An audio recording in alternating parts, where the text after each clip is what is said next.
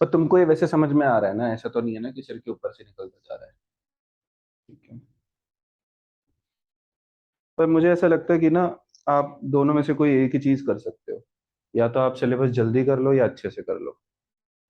वही हो सकता है, क्योंकि जितना वास्ट है ये फिजिक्स में, जितने टॉपिक्स हैं, और डीपली अगर आप समझना चाहते हो, अच्छे से डिटेल में समझना चाहते हो, तो टाइम उसमें लगेगा।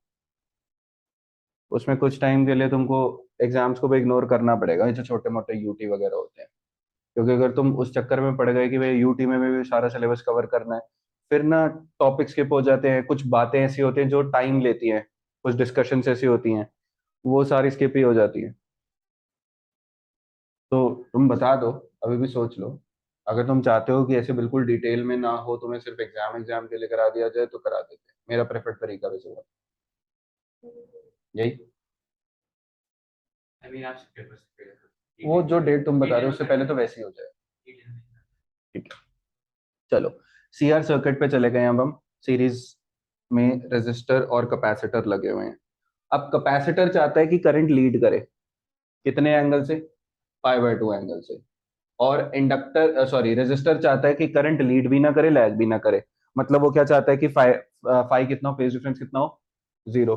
तो ये चाहता है फेज डिफरेंस हो पॉजिटिव पाई/2, ये चाहता है जीरो। वो दोनों की बात मानते हैं, ओवरऑल फेज डिफरेंस जीरो से पाई/2 के बीच में आता है। बात समझे? तो लिख लो इस चीज को।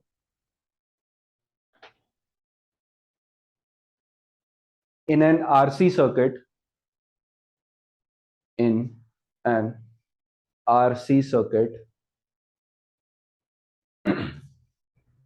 the resistor tries to keep the current, the resistor tries to keep the current in phase with the applied voltage,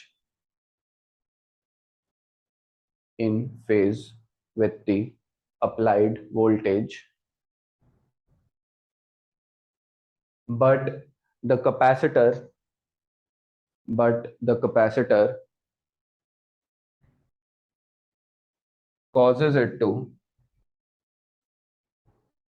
causes it to lead the voltage, lead the voltage by pi/2, by pi/2. Full stop. The combined effect, the combined effect of the resistor and the capacitor is such that, of the resistor and the capacitor is such that, अब देखो यहाँ पे current lag नहीं कर सकता। ये चाह रहे इन फेज हो, ये चाह रहे लीड हो, बट एक पर्टिकुलर एंगल पे, यानी पाई/2 पे। तो करंट ओवरऑल तो लीड ही करेगा, बट पाई/2 से कम एंगल पे। लैग करवाने वाला कोई यहाँ पे एलिमेंट है ही नहीं। ठीक है, अभी लास्ट क्या लिखवाया मैंने? सच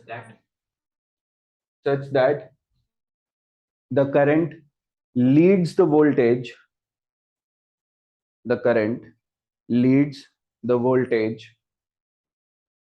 by a phase difference,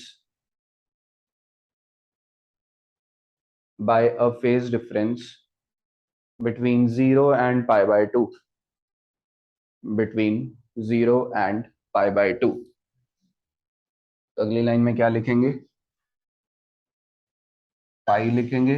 पाई जो है वो 0 से बड़ा है, लेकिन pi/2 से छोटा है। पिछले केस में हमने क्या लिखा था? पाई ग्रेटर देन और लेस देन 0। ठीक है, greater than pi/2, -pi/2, less than 0। उधर भी इक्वालिटी नहीं आई थी, यहां भी इक्वालिटी नहीं आएगी, क्योंकि अगर फाई pi/2 के बराबर हो गया, वो तो प्योरली कैपेसिटिव सर्किट वाला केस हो गया ना। बट ऐसा तो नहीं है, it's not a pure circuit. तो ना इसके बराबर हो सकता, ना इसके बराबर हो सकता, कहीं बीच में रहेगा। तो ये जी आपकी रेंज आ गई फेज डिफरेंस की। डब्बे में डाल लो। कुछ पूछना चाहते हो?